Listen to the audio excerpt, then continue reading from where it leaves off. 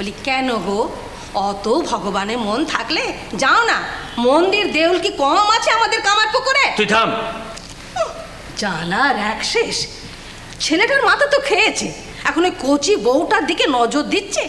কোনো জ্ঞান গম্যে আছে? হুমদো ঝেড়ে দুটো এদের জন্যে গা শুদ্ধ লোক একেবারে মেতে উঠেছে। গা ময় শুধু লীলা লীলা করে চষে বেড়াচ্ছে। সবই বউ নিয়ে জোরে ফিরেছে ছেলেটা। এখন ঘর সংসার গুছিয়ে বামনির মনে একটু শান্তি দেবে কোথায়?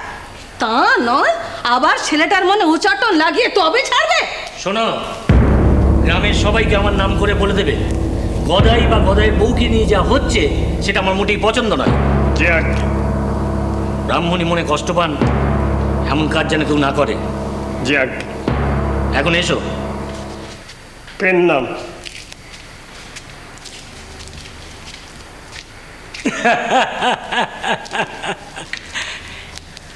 তুই পারিস ধনী, একবারে সোর বাঁধিয়ে তুললি।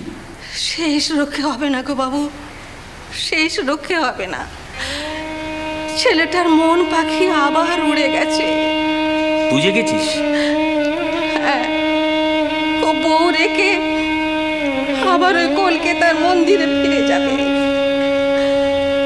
জগৎ জননীর মায়ের ভাবে গদাই আবার ভাসতে শুরু করেছে গো বাবু।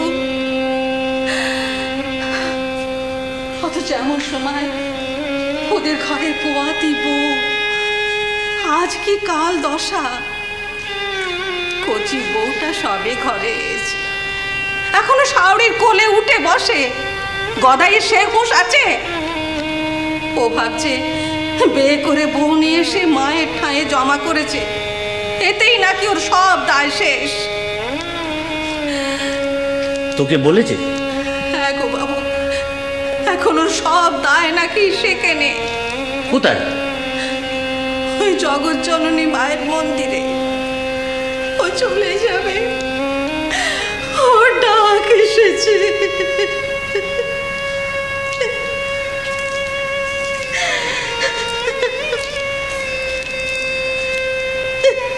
ধনী, গদাই তোকে বলেছে ওর ডাক এসেছে? গো বাবু, কলকাতা থেকে সেখানকার বাতাস নাকি বয়ে এনেছে। বাতাস বয়ে এনেছে? আশ্চর্য।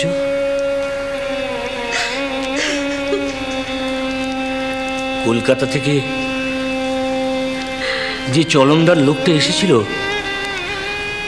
সে বলেছিল রানীমায়ের ডাক আপনারা হয়তো পিছলে দিতে পারেন, কিন্তু জগৎ জননী তিনি যদি মন্দির থেকে ডাকেন তাহলে সে ডাক তো লোক বয়ে আসবে না, আসবে বাতাসে ভেসে।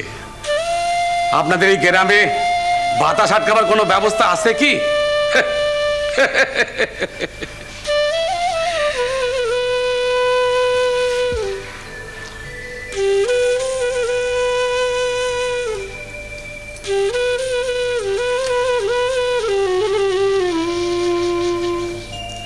তাহলে যাই বাবু।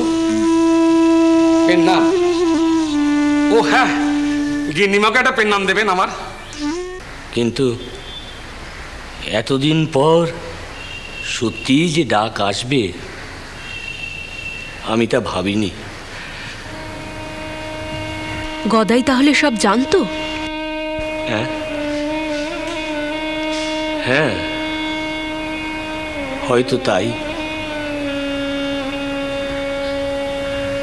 তাহলে ও এখানে আমাদের কি দেখালো? সংসার লীলা। বাবা,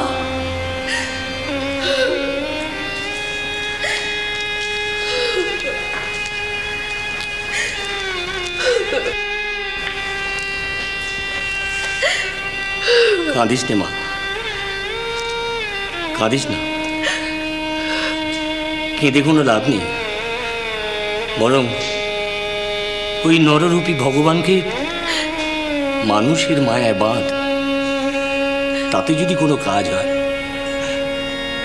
তোরা সবাই মিলে কায় মনোবাক্যে ডেকে বল, বল।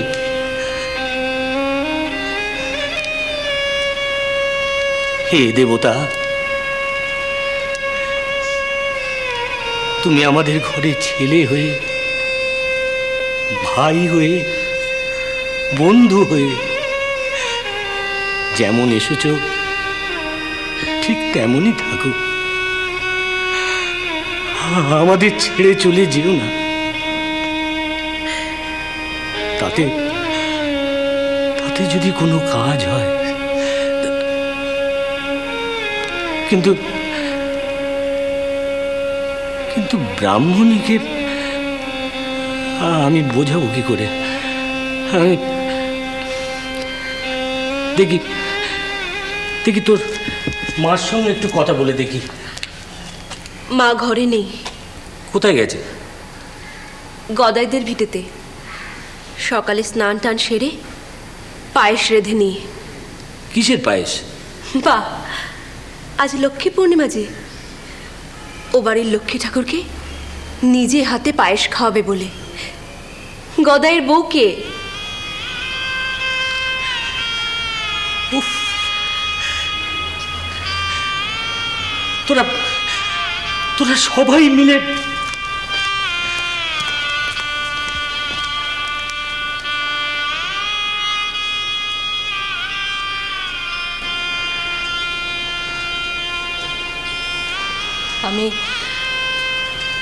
আমি গোড়াতেই জানতাম গো দিদি।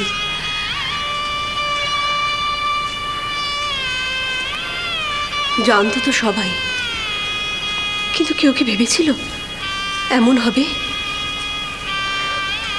তোমরা সবাই ছোটকাল থেকে ওকে যে যার সাজে সাজিয়েছ, তাও ছিল আমাদের মাঝে। এবেলা ভগবান, তো বেলা মানুষ, চলতো এইভাবেই।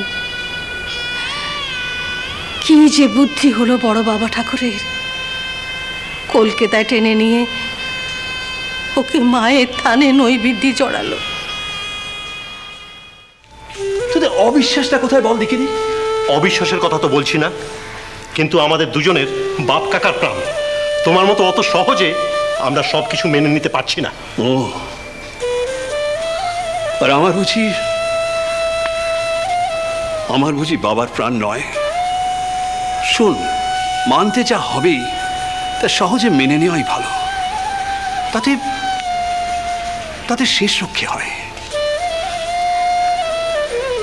বেশ, তুমি যখন মেনে নিতে পেরেছো তখন আমাদের তো মানতে হবে। তবে তোমার মতো এমন ভক্তিগত মনে মানতে পারছি না। আমি মনে করছি দেবতার তুষ্টির জন্য আমরা আমাদের মেয়েকে উৎসর্গ করেছি। আমি তাই মনে করি দাদা, আমি তাই মনে করি। নীলু, নীলু শুনে যা। ঈশ্বর, ঈশ্বর, ঈশ্বর, ও কি বলে গেল ঈশ্বর? ও তো অন্যায় কিছু বলেনি বড়দাদা। শ্রীরাম কৃষ্ণ